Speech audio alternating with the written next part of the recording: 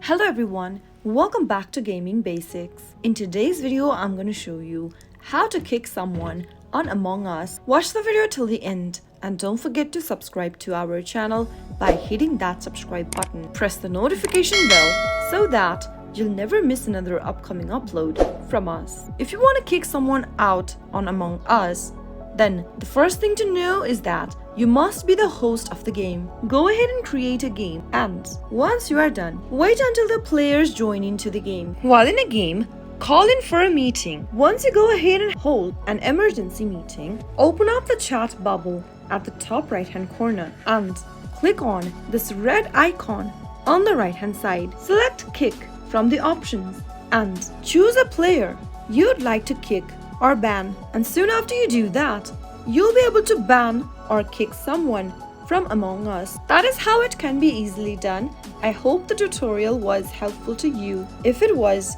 go ahead and give us a thumbs up. I'll be back soon with more videos like this. Thank you for watching.